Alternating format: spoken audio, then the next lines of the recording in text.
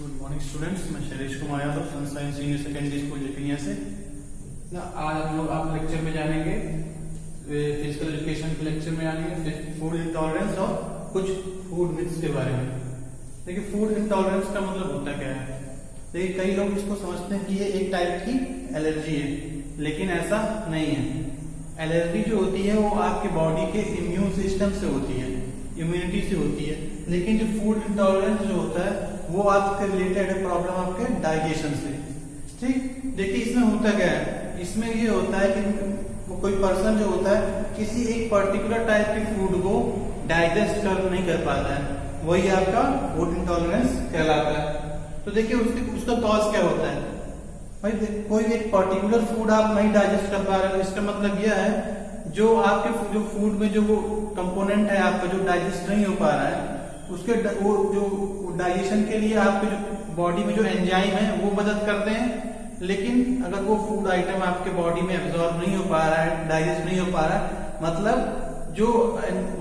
जो एंजाइम उसको एब्जॉर्ब करता है, ब्रेक करता है, तो वो प्रेजेंट आपके बॉडी में नहीं है। इसीलिए आपका ये फूड इंटॉलरेंस होता है।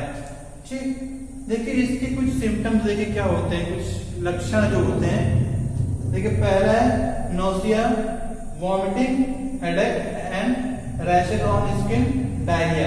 देखिए नोसिया मतलब क्या होता है, जैसे आप लोग कहते हैं कुछ उलझन होना, जी मिचलाना कहते हैं, तो वही आपका नोसिया कहलाता है। वॉमिटिंग जानते हैं आप लोग, हेडेक भी होता है, या आपके स्किन पे रैशेस पड़ जाते हैं, और डायरिया इसके कुछ आपके प्रमुख लक्षण हैं। ठीक, देखिए इसके मैनेजमेंट में बेसिकली हमें 3 टाइप्स की थेरेपी करते हैं। लैक्टोज थेरेपी, इंटॉलरेंस थेरेपी, जिसमें fructose intolerance therapy, lactose intolerance therapy, and last में आपका लिस्माइन इंटॉलरेंस थेरेपी। ये 3 टाइप की थेरेपी जो होती हैं ये आपके फूड इंटॉलरेंस को दूर करने में मदद करती हैं। तो ये था आपका फूड इंटॉलरेंस के बारे में। अब बेसिकली हमारा जो इम्पोर्टेंट चीज है वो है आपका फूड मिथ। कुछ हम फूड को लेके हमारे मन में कुछ भ्रांतियां हैं, कुछ अंधविश्वास हैं। तो आइए उसके बारे में पढ़ते हैं और उसके क्या रियल फैक्ट है उसके बारे में जानते हैं। देखिए सबसे पहला कह रहा है आपका egg increases cholesterol level. Egg जो है आपका कोलेस्ट्रॉल लेवल बढ़ाता है, ऐसा कहा जाता है, लेकिन ऐसा नहीं है। वो आपके जो एग आप जो ले रहे हो वो आपकी डिपेंड करता है आपके बॉडी के जो कोलेस्ट्रॉल है उसकी रिक्वायरमेंट के ऊपर। ठीक, अगर मान लीजिए आप एक एग डेली ले रहे हैं, ठीक, तो उससे आपको कोई प्रॉब्लम नहीं होगी, उससे आपको कोई भी कोलेस्ट्रॉल लेवल में कोई भी चेंज नहीं आएगा। ये इसका रियल फैक्ट है। तो इस जो आपका जो इंक्रीज कोलेस्ट्रॉल लेवल होगा एग खाने से, ऐसा नहीं होता है। दूसरा हमारा है drinking while eating makes you fat. देखिए ऐसा होता क्या, हम लोग खाते टाइम बीच बीच में पानी पीते रहते हैं। ये लोग कहते हैं कि बस बीच पानी पिएंगे खाते समय तो हम लोग मोटे हो जाएंगे। देखिए ऐसा कहा जाता है, लेकिन इसके पीछे साइंटिफिक फैक्ट क्या है। देखिए आप लोग मान लीजिए खा रहे हैं, खाना खा रहे हैं, तो जब वो फूड आपके अंदर गया है तो आपके अंदर एक हमारे बॉडी के अंदर एक डाइजेस्टिव एंजाइम होता है जो आपके जो फूड है उसको डाइजेस्ट करने में हेल्प करता है। लेकिन मान लीजिए आपने पानी पी लिया, आपने खूब ढेर सारा पानी पी लिया, तो वो क्या करेगा, वो जो वाटर है वो आपके डाइजेस्टिव एंजाइम को डाइल्यूट कर देगा, यानी उसका जो असर होगा वो कम हो जाएगा, तो डाइजेशन नहीं हो पाएगा। भाई डाइजेशन नहीं हो पाएगा तो वही हमारी बॉडी में फैट बन के जमा हो जाएगा। ठीक है, नेक्स्ट है आपका लो फैट और नो फैट आर गुड।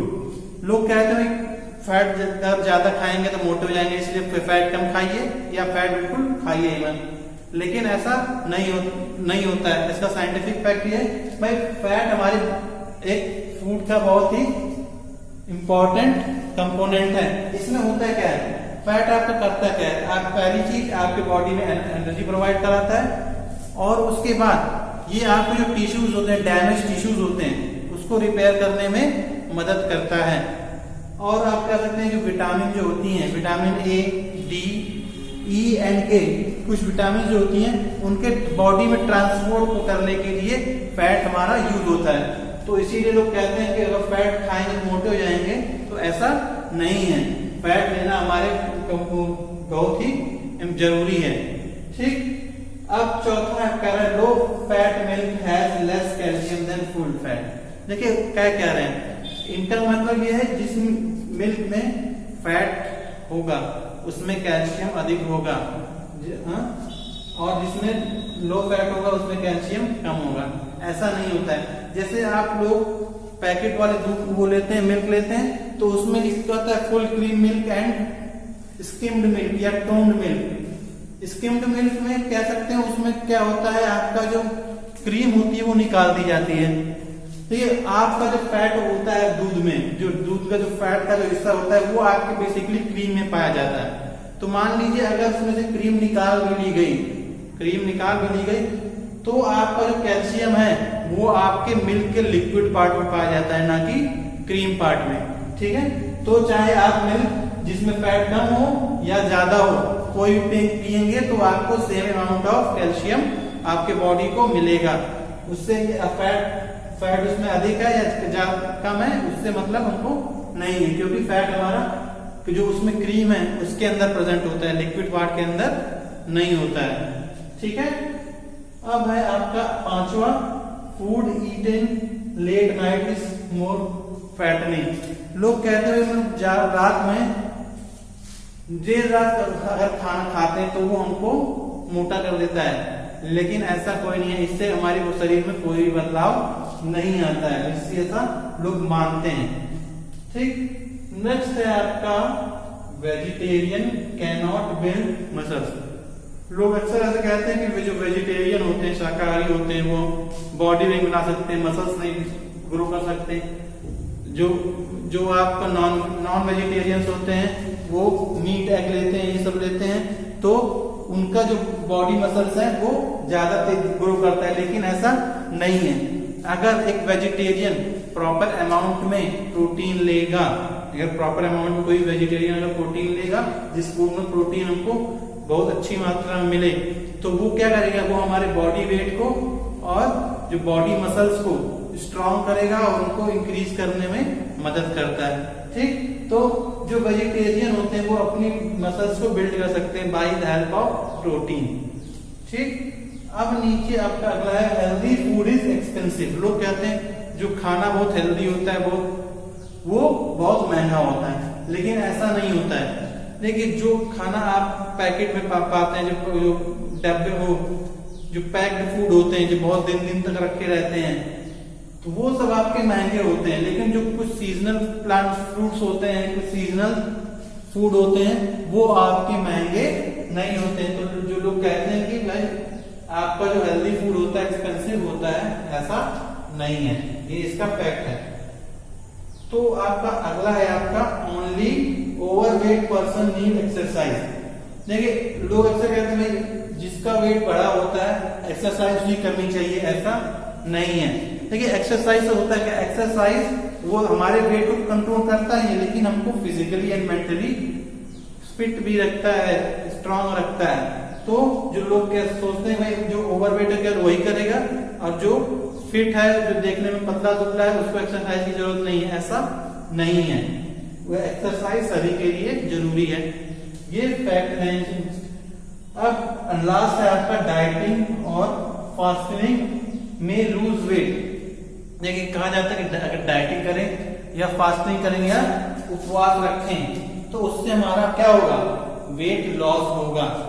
देखिए ऐसा होता है, देखिए फैक्ट सुनिएगा इसका, ऐसा होता है, वेट लॉस होता है, लेकिन अगर कुछ शॉर्ट टर्म के लिए हम डाइटिंग या फास्टिंग करें तब। लेकिन अगर आप लंबे समय तक डाइटिंग या फास्टिंग करते हैं तो वो आपका बॉडी वेट को तो कम करेगा, क्योंकि फैट आपका बर्न होगा। दूसरा आपके जो मसल्स हैं उनको लीन कर देगा, उनको दुबला पतला कर देगा। भाई नसें आपकी दुबली पतली हो जाएंगी तो उसमें जो ब्लड फ्लो है वो कम हो जाएगा, आपकी नसें सिकुड़ जाएंगी। इसीलिए कहा जाता है कि डाइटिंग एंड फास्टिंग करनी चाहिए, लेकिन एक बहुत ही छोटे इंटरवल के लिए, लॉन्ग टाइम के लिए नहीं। तो ये थे आपके कुछ फूड मिथ, और इसके बारे में हमने आपको इसके जो कुछ रियल फैक्ट्स होते हैं, यानी इन मिथ के पीछे कुछ रियल फैक्ट्स हैं, उसको हमने आपको एक्सप्लेन किया। ठीक, तो ये आपका आज का इतना ही टॉपिक है। नेक्स्ट टॉपिक में आपका जो सेकंड चैप्टर है वो आपका खत्म हो जाएगा। कुछ आपके 2-3 छोटे टॉपिक्स हैं, तो उसको हम कवर करेंगे। ठीक, तो इसको आप लोग कॉपी में नोट कर लेंगे। और जो ये आपके फूड मिथ्स हैं, इसका आप लोग हमने केवल मिथ लिखा है, इसके फैक्ट्स नहीं लिखे हैं, तो आप लोग इसके फैक्ट्स भी लिखेंगे। देखिए किस तरह लिखना है। फूड मिथ ऊपर हेडिंग डाल देंगे। फर्स्ट आप लिखेंगे मिथ, यानी कौन सा मिथ है, मिथ। उस मिथ के बगल में लिखेंगे एज इंक्रीजेस कोलेस्ट्रॉल लेवल। फिर नीचे उसके लिखेंगे फैक्ट, यानी जो रियल फैक्ट क्या है, जो खाने से आपका कोलेस्ट्रॉल लेवल बढ़ जाता है, उसका फैक्ट जो रियल फैक्ट है उसको उसके नीचे लिखेंगे। ऐसा आप सभी में करेंगे। ठीक ठीक, तो अब अगले लेक्चर में आपका चैप्टर को हम खत्म करेंगे। तब तक के लिए इसको पढ़ लीजिए, कर लीजिए। तब और कोई डाउट हो तो आप हमसे पूछ सकते हैं। तब तक के लिए thank you, have a nice day.